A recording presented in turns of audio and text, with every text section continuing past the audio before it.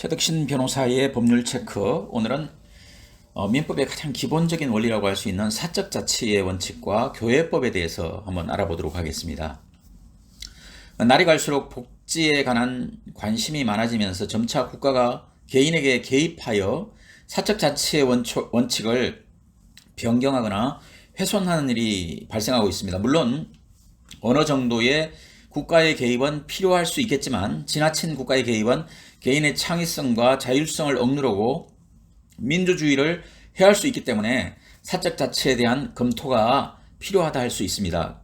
그러면 사적 자치의 원칙이라는 것은 무엇일까요? 헌법재판소에서는 자신의 일을 자신의 의사로 결정하고 행하는 자유뿐만 아니라 원치 않으면 하지 않을 자유로서 우리 헌법 10조의 행복 추구권에서 파생되는 일반적 행동 자유권의 하나라고 사적 자치의 원칙을 설명하고 있습니다.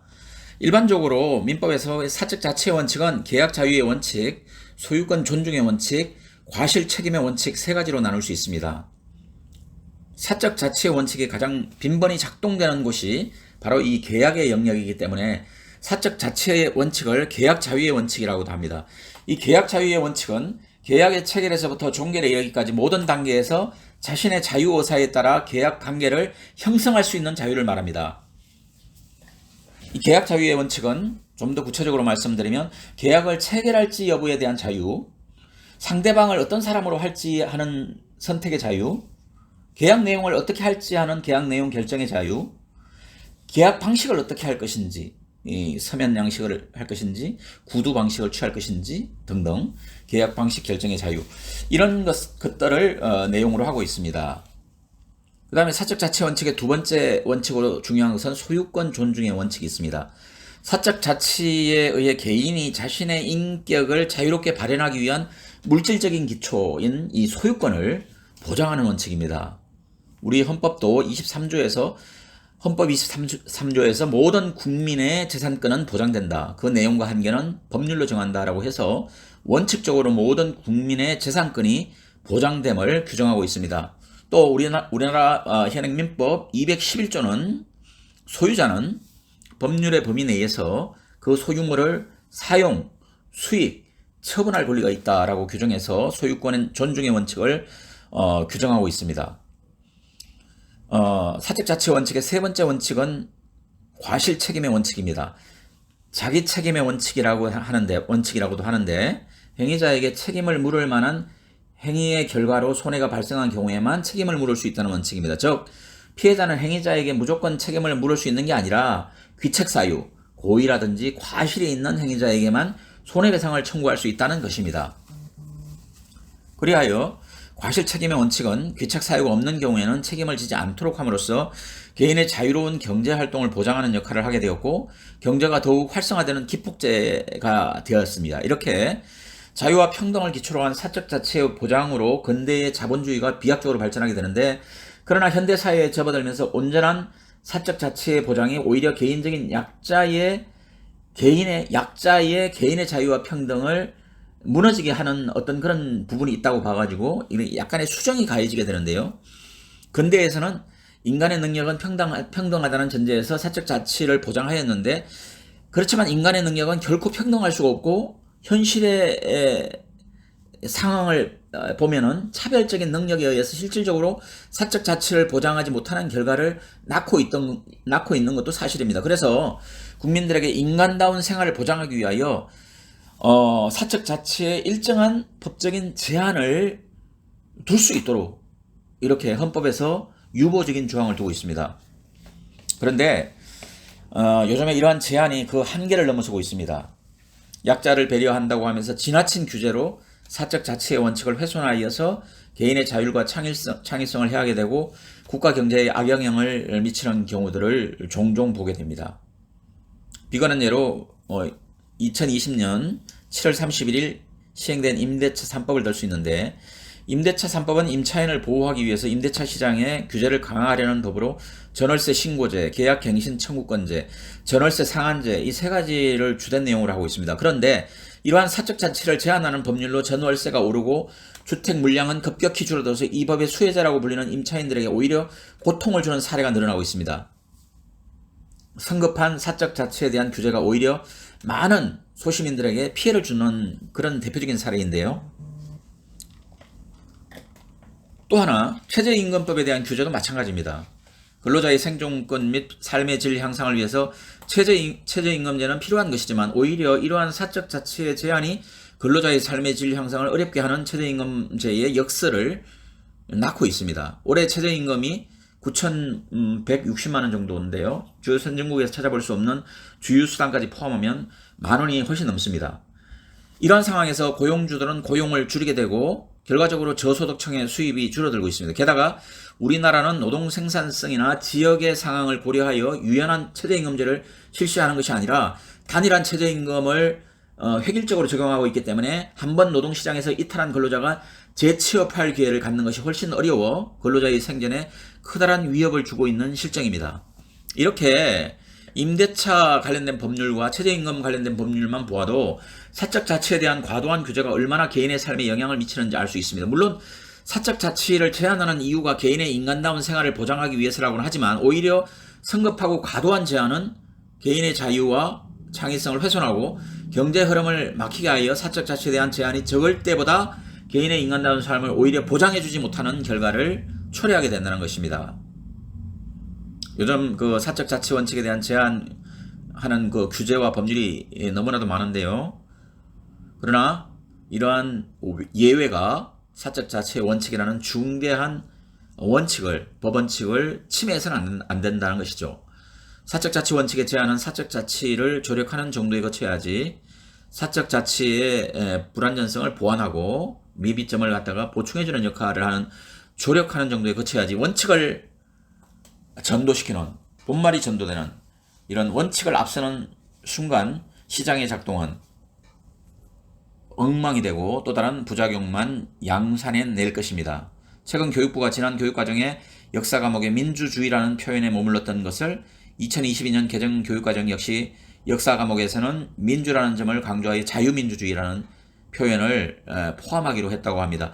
사적 자치의 원칙은 헌법재판소의 입장처럼 근본적으로 인간의 자유로부터 유래한 원칙으로 역사 과목에서 자유에 대한 강조는 대한민국이 이 원칙에 대한 존중을 의미하는 것으로 보기 때문에 바른 방향으로 지필 방향이 정해졌다고 보여집니다. 자, 그런데 제가 드리고 싶은 말씀은 이러한 사적 자치의 원칙이 교회법에 과연 어떻게 투영되고 어떻게 적용되는가 하는 것을 보고 싶어서 제가 이 말씀을 준비를 했습니다. 교회법과 사적 자치의 원칙은 일견 별 관계가 없어 보이기도 합니다. 그러나 교회법도 일반 사인 간에 적용되는 법이기 때문에 사법의 대원칙인 사적 자치의 원칙이 일반적으로 지켜져야 합니다. 사적 자치의 원칙에 대해 헌법재판소는 자신의 일을 자신의 의사로 결정하고 행하는 자유뿐만 아니라 원치 않으면 하지 않을 자유로서 우리 헌법 10조의 행복 추구권에서 파생하는 일반적 행동 자유권의 하나라고 이렇게 설명을 했었습니다.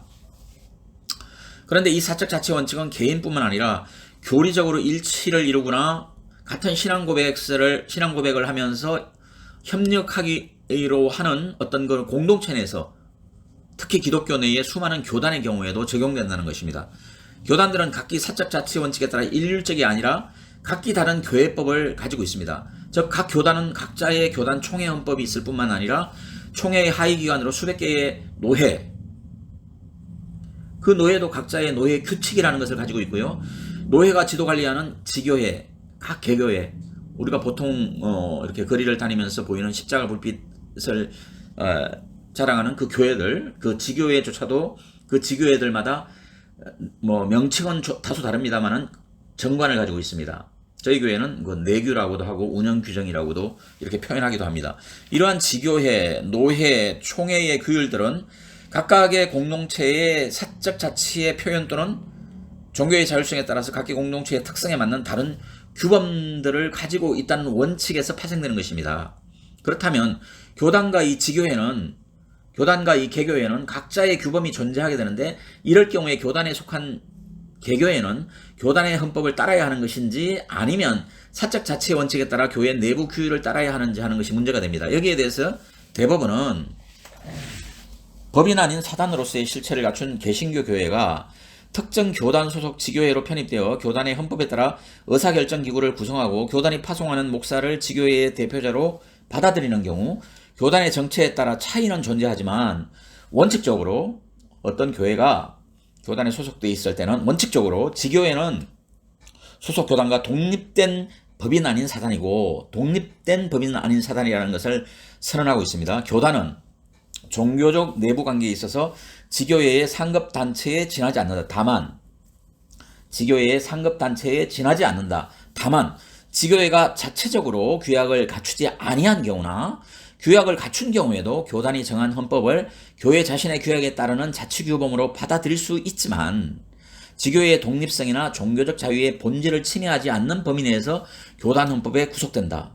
그래서 개교회의 독립성이나 종교적 자유의 본질을 침해하지 않는 범위 내에서는 교단 헌법도 그 개교회에 규율하는 법규로 의미가 있다. 교단 헌법에 구속된다 라고 판시를 한 것입니다. 즉 교단에 소속한 교회라 할지라도 지교회는 각 개교회는 종속된 법인이 아니라 독립된 비법인 사단이며 단지 소속 교단은 지교회의 상급단체고 따라서 지교회가 사적 자치의 원칙에 따라 내부적인 정관을 교회 실정에 맞게 제정할 수 있는 것이고 지교회는 이렇게 제정된 정관에 구속되고 만일 정관이 없거나 정관에서 소속 교단의 헌법을 받아들이기로 할 때는 그 소속 교단의 헌법이 지교회에 적용된다는 것입니다. 이렇게 동일 교단 내에서도 사적 자치의 원칙에 따라 각 지교회는 본교회의 정관을 따르는 것이 원칙입니다. 그렇다면 어떤 교단의 교회의 헌법을 다른 교단에 지금까지는 그 교단에 소속되어 있는 그 교단의 헌법과 지교회의 관계를 봤는데요. 어떤 교단과 그 교단하고 전혀 무관한 다른 교단에 속한 헌법에 적용을 받는가 하는 것에 대한 부분을 말씀드리고자 하는 겁니다. 이렇게 동일 교단 내에서도 사적 자치의 원칙에 따라 각 지교회는 본교회의 정관을 따르는 것이 원칙입니다. 그렇다면 어떤 교단의 교회 헌법을 다른 교단에 속한 교회에 적용할 수 있을지 의문입니다. 예를 들어 장로교 중 대표적인 교단, 큰 교단, 대표적인 교단이 뭐 이렇게 많은 교단이 있습니다만 합동교단이나 통합교단 그 헌법을 꽂을 수가 있는데요. 이러한 헌법, 큰 교단의 헌법을 대표적인 큰 교단의 헌법을 군소교단에 적용하는 것이 가능할까 하는 것입니다. 유추하거나 어느 정도 유추한다는 것은 어떤 그런 그 규정이 없지만 미루어서 거기서 추론해가지고 따른다는 의미고요. 그대로 합동교단의 헌법이나 통합교단의 헌법을 군소교단에 바로 적용할 수 있느냐 하는 것을 말씀드리는 겁니다. 적용하는 것이 가능할까 하는 거예요.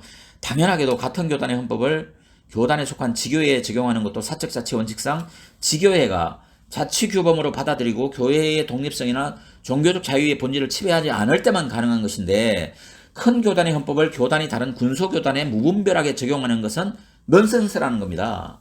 다는 아니겠지만 교회법에 일천한 재판부를 현혹시키고 재판부 판사들조차도 기망하려는 의도에서인지 모르겠지만 교회법을 좀 한다고 하는 변호사들조차도 양심을 저버리고 큰 교단의 헌법을 군소교단의 재판에도 적용해야 한다는 등의 무분별한 주장을 하면서 마치 큰 교단의 헌법의 내용들은 모든 장로교단에 적용되는 근본적인 원칙인 것처럼 호도하는 사례를 종종 보게 되는데 그 변호사들이 주장하는 원칙이라는 것들이 과연 장로교단의 본질적인 요소에 관한 것인지를 면밀히 검토해 보아야 한다는 것입니다.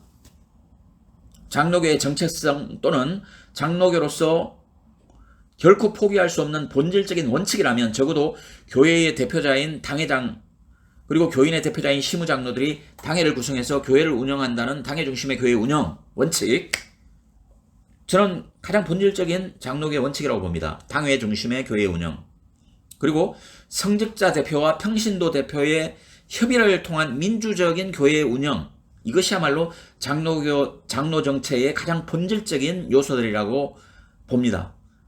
이러한 요소들을 빼고는 예를 들면 위임 목사 제도라든지 원로 목사 제도라든지 목사 장로의 임기를 갖다가 70세까지로 한다든지 하는 등등의 헌법상의 규정들은 그 합동교단이나 통합교단의 그런 헌법적인 규정들은 얼마든지 개교단의 다른 교단의 헌법 또는 총회 결의로 변경 운용할 수 있는 것이지 결코 바꾸어서는 안 되는 장로교의 본질적인 요소는 아니라는 점을 알아야 된다는 것이죠.